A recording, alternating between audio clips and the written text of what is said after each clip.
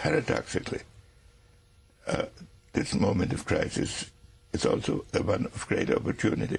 And you know, I've been here quite often. You mean to this table? At this table. And excessive optimism is not my distinguishing trait. No, it's not. But so there is excessive optimism now? No, I don't think there's excessive optimism. Okay, well, you moderate optimism. I think that when the new administration assesses the position in which it finds itself, it will see huge crises and terrible problems. But it can, I could see that it sees a glimmer in which it could construct an international system out of it.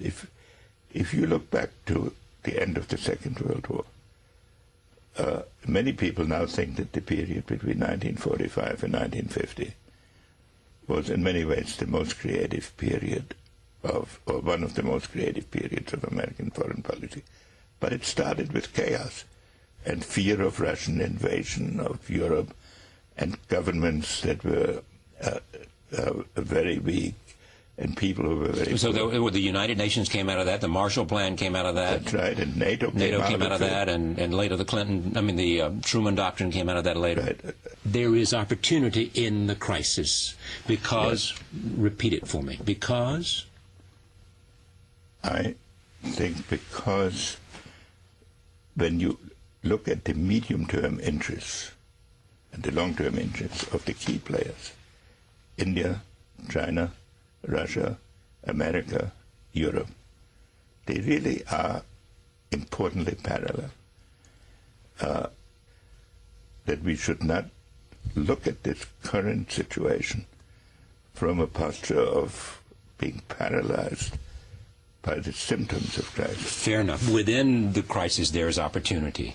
But when you talk about a new structure, I'm not sure you've used the term New World Order.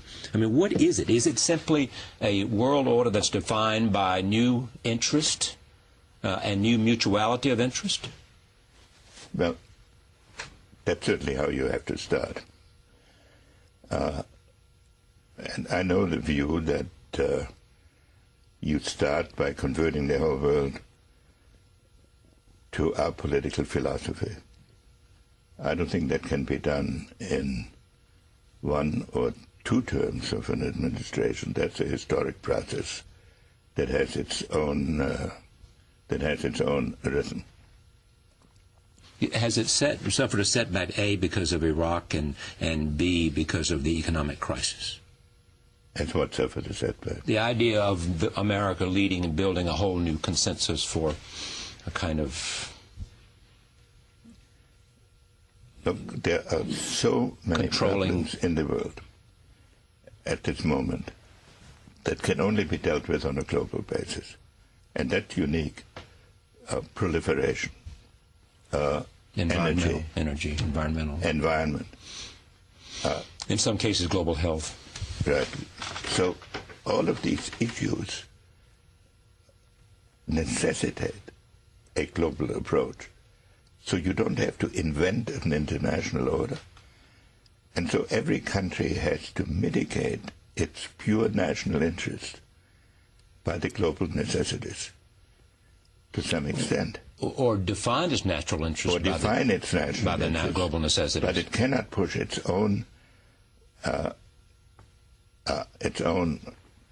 technically selfish interests. In talking to the leaders of the world that I have met and counted in recent months, to what extent their willingness to cooperate with America has been enhanced by the crises. The economic crisis. The economic crisis, and also the way the whole international system is evolving. And I'm not saying that leaders will be able to be up to all the opportunities that I may, as an outsider, may perceive. But I think they can start moving in that direction. And I'm actually fairly hopeful that we will be moving in that direction. It seems to me the larger point you're making is that the economic crisis that is prevalent in the United States, in Europe, in Russia, and in China, India, offers an opportunity to make a case for something new rather than something old.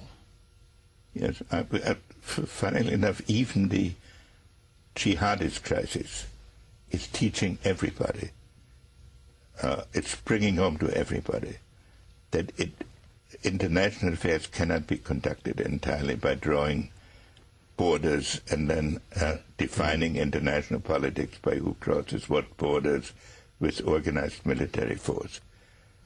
This has now been reinforced by the fact that the financial crisis, which totally unexpectedly has spread around the world, limits the resources that each country has for a foreign policy geared to assertion of its own pure interests. So every country is obliged to set certain priorities, so that foreign policy now becomes an exercise into seeing whether the inevitable priorities that each country has to set for itself can be meshed in some manner to reinforce each other. Can it be done? I don't know that. It should be attempted, and I think there's a good chance of it. What would you call this age, this opportunity, this moment? It's a good question. I haven't condensed it into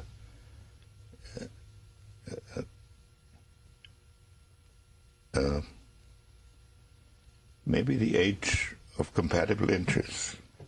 Pretty good. Thank you. It's good to see you again. Great pleasure to be here. Henry Kissinger, back from Russia. Many questions about Russia we didn't get to. The relative power of Medvedev and Putin and all of that in terms of Russia and its internal questions as well. But this evening, a look at how the world might be.